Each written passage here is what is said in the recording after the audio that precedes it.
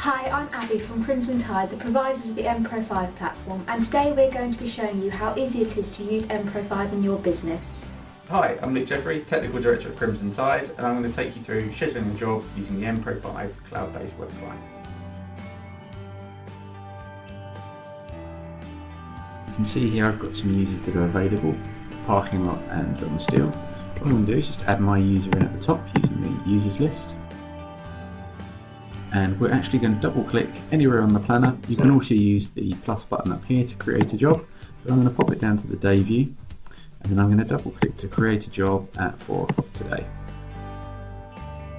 So it's popped up with a screen. So here we have job number and client reference number. These are generally set up automatically, but they can be configured to be either entered by the user on the website or automatically calculated by the system. We're going to put a description in here. We've got our start dates and end dates, which are fairly self-explanatory, and then we've got our customers, sites, locations, contracts and service level agreements to select, and obviously these are all filterable. So we'll take the Crimson Tide demo customer. You can see I've got a single demo site available for those, and that site has a single location. That particular customer has a single contract, and that contract has 3 SLAs, a 24, 48 and 72 hour. We'll say the 24 hour. Down here we've got the mobile user that we're scheduling it to and the current status, which will always be allocated when you're creating a new job, and then your job types. And your job types can be used to group forms together for when you're scheduling jobs, so we'll come back to that in a second. And obviously our priority, low, medium or high, so we're going to leave this as low. On the next tab we've got the Recurrent Engine, again fairly powerful within mpro. You can pretty much schedule any recurrent rule that you want, so hourly, daily, weekly, monthly, yearly. But for the time being we're actually going to leave this just as a single one-off job. The Assistance tab is used if you want the job to be scheduled to more than one mobile user. So I can add in another one here. So for example, if I wanted this to go into John's calendar as well, I can actually go down here, select John Steele, hit the tick box, and you can see that will then mean that when I schedule this job to myself it will also appear on John's device. The Forms tab is used to associate forms that have been configured within the mpro5 Forms module to be completed as part of the job workflow on the device. So if I select the Add button, I can select any number of forms that are available. They can be filtered down to individual customers, but we're going to take, say for example, the homework assignment form, and I'm going to say that as part of this job that has to be completed as required. So you could obviously have the required set to false, in which case the user wouldn't have to complete that form before completing the job. Tasks are one-off questions that are specific to the job that we're scheduling at the moment. So as an example in here, it might be that I need them to ask the customer to certify our service, and they're going to do that once, and maybe I want them to rate it out of 6, and the order is the order in which the tasks appear on the mobile device.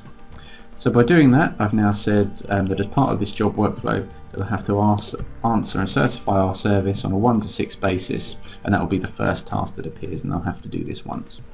The Assets section is used for associating pieces of equipment or assets that are maintained on individual sites to that particular job. So think of it as if you were going to site to repair a piece of specific equipment.